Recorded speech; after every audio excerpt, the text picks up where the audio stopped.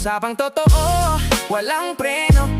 You under Vlogcaster, real talk lang, walang plastikan. Magandang araw mga ka-Wonder, welcome back sa ating YouTube channel, Wonder Vlogcaster po. Magandang gabi. Katatapos lang ng Day 6 impeachment trial dito para kay Sara Duterte mga ka-Wonder, no? At naghanap tayo ng mga neutral analysis to separate what happened, yung mga possible signs ng bias at mga diniscuss dito sa articles of impeachment. At ito nga yung napag-usapan ngayon, yung betrayal of public trust, yung culpable violation of the Constitution, at alamin natin yung mga bias na senador dito ngayon. Bago yan mga ka-Wonder, don't forget to subscribe to our YouTube channel, Wonder Vlogcaster. 100% mga ka-Wonder, libre po ang pag-subscribe. Kaya i-subscribe nyo na po ang channel na ito by clicking dun sa subscribe button, and please choose all pagkatapos ma-click ang bell icon. Marami pong salamat. So yung articles of impeachment na diniscuss ngayong araw ay nakasentro primarily mga ka-Wonder dun sa allegation relating dun sa sinasabing betrayal of public trust. Ang prosecution mga ka-Wonder, they are continued presenting evidence regarding the alleged threats na ibinigay ni Sara Duterte, na binanggit nga natin dun sa isa nating video na pinatotohanan ng PNP na may 72, I think 72 firearms, and some of those are high-powered.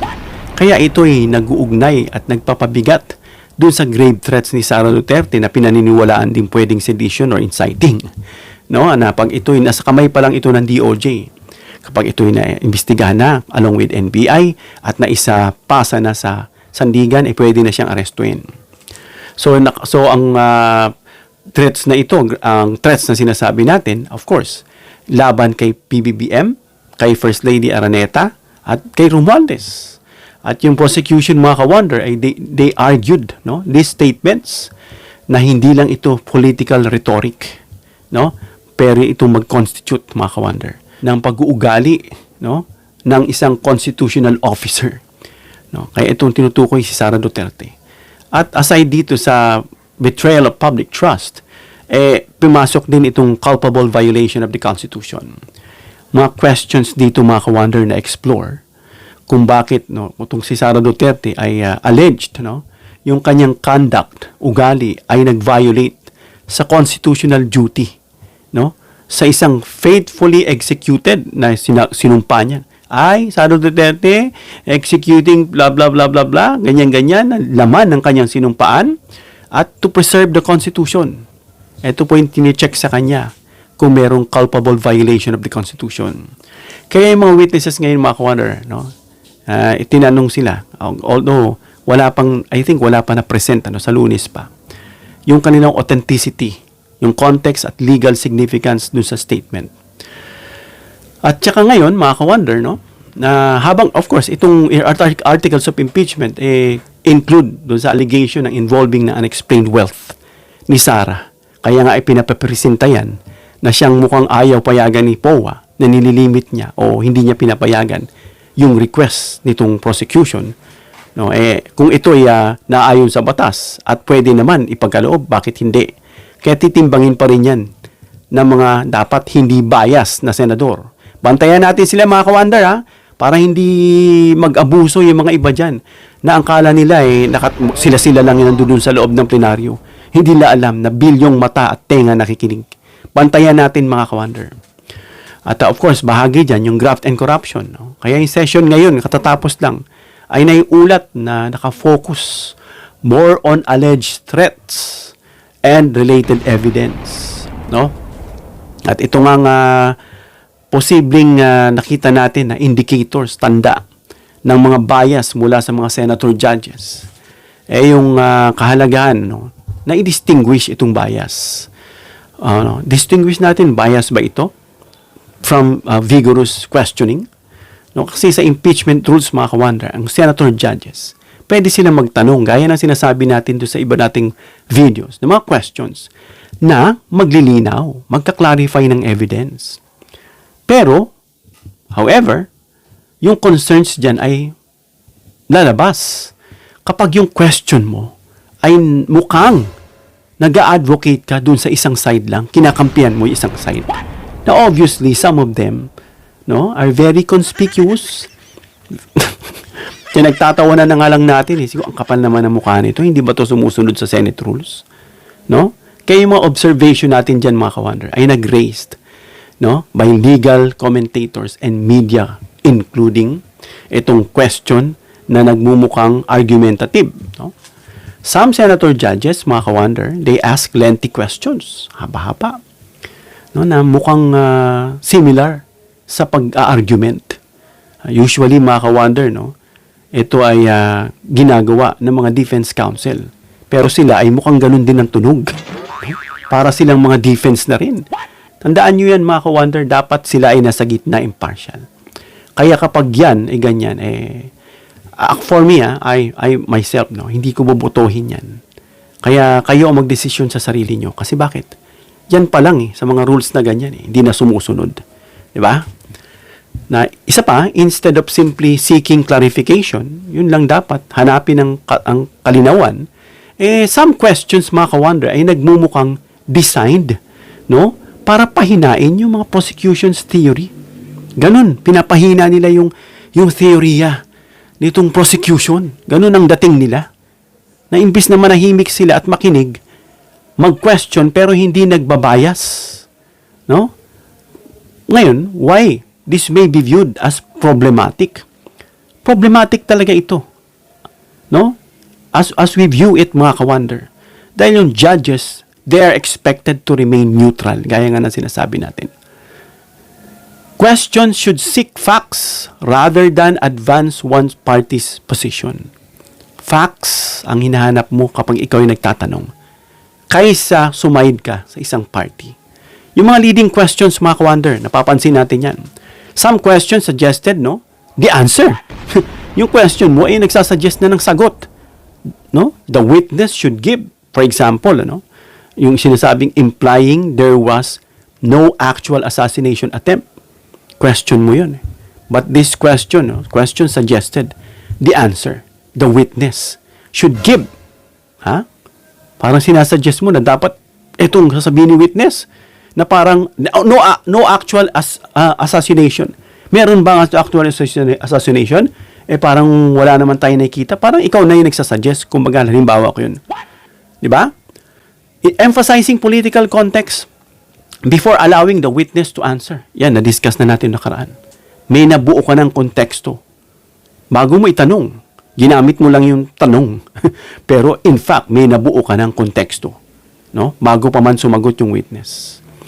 Kaya yung mga legal observers dito, mga ka-wonder, after nitong impeachment, ay naliligo sila ng kahihiyan.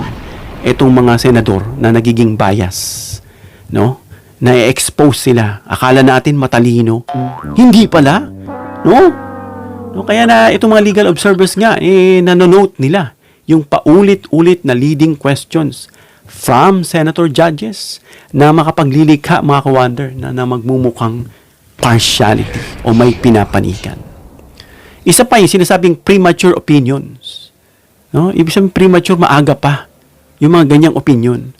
Several questions mula sa kanila ay nagmumukha ng nag-i-imply ng conclusion. Parang may conclusion na.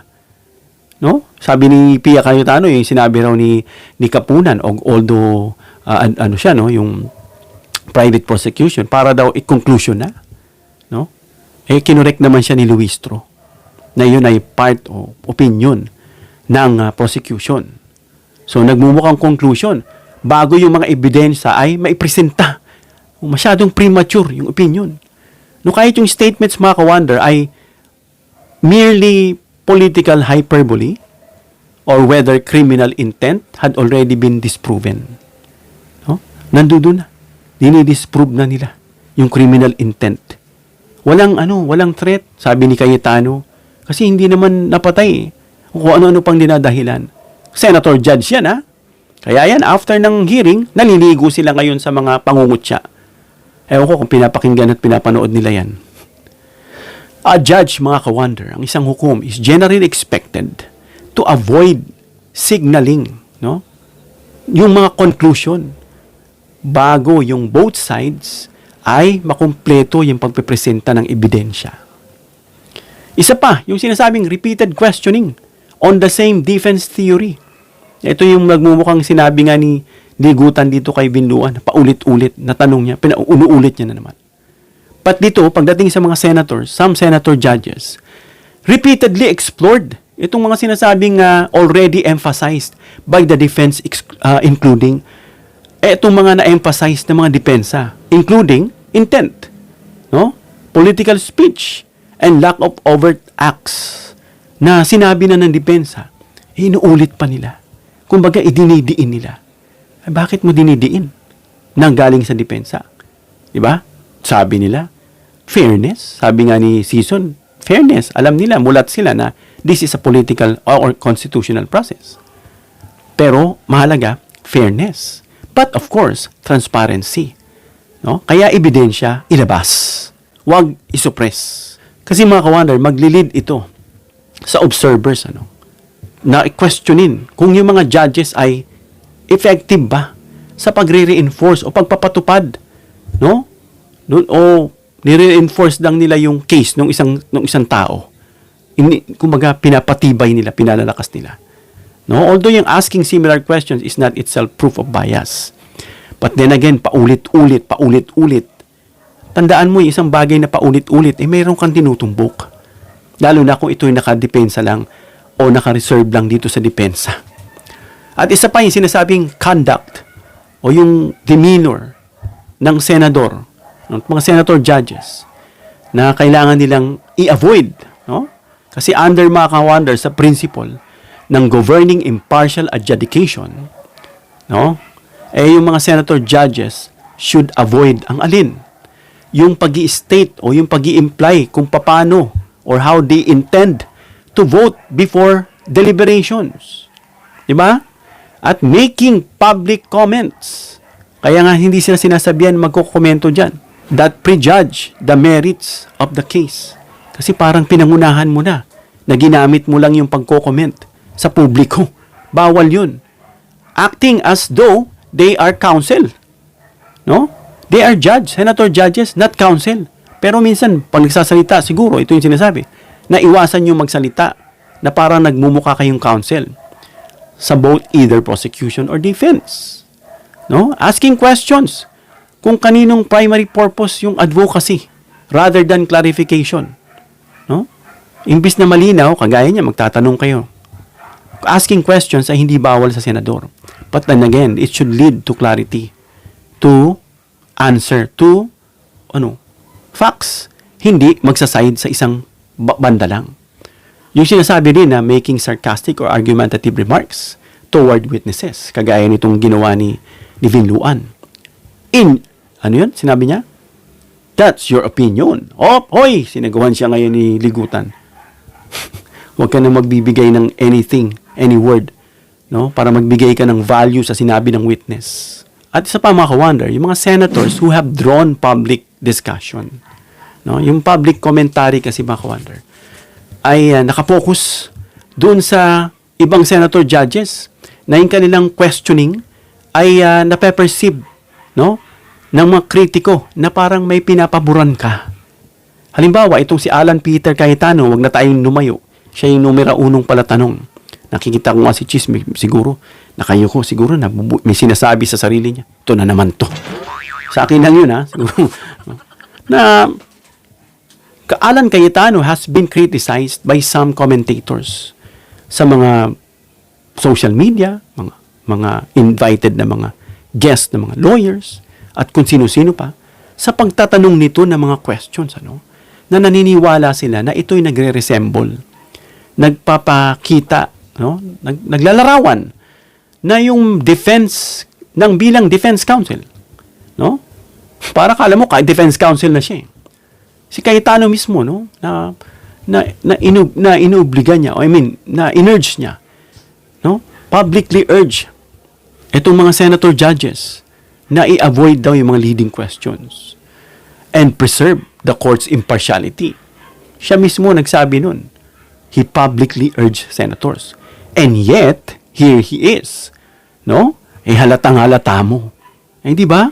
Kaya tuloy yung sabi ni Trillanes, tsaka ni pinagpipiestahan tuloy siya. Hindi natin alam kung nabubuhay ba sa reality itong si Senator Cayetano o ewan ko lang. Hindi ko maintindihan, mga ka-wonder.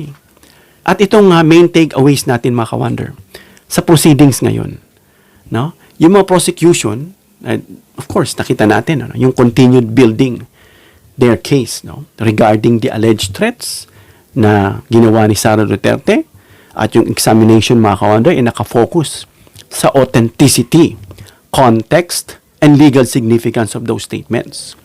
While some senators ask questions, no, na ito nga mga commentators ay nakikita na unusual, na parang they favor the defense, prompting renewed discussions about judicial neutrality na siya mismo nag-urge pero siya rin ang mukhang nagbabali. Even though, mga ka-wonder, there's no final determination made today, no, regarding the merits of any article of impeachment. Yung trial, no, it will remain in the evidence presentation stage. At pagdating ng Monday, mga ka-wonder, antayin natin. Panoorin natin yung susunod. At Thursday, Friday, Saturday, Sunday, wala pong bakante. So we have the time, no, to reflect, no, dito sa mga napag-usapan. At kung interesado kayo, alamin ninyo kung ano yung naging usapan para alam ninyo kung sino yung mga bias. Hanggang dito lang tayo, mga ka-wonder. Comment down below your opinion para mabasa at mareaksyonan. Please give me a thumbs up if you like this video para ma-share ni YouTube sa iba pang viewers. And please share this video para malaman natin kung sino yung mga biased, no, na senators sa ngayong araw, no, 6th day ng trial. At yung grave threats, nakafocus pa rin sila at nahapyawan din, no, itong public trust at yung culpable violation of the Constitution. Please subscribe, hit the notification bell icon, and choose all bilang suporta sa aming mga content creators. Hanggang sa muli, mga ka-wonder. God bless.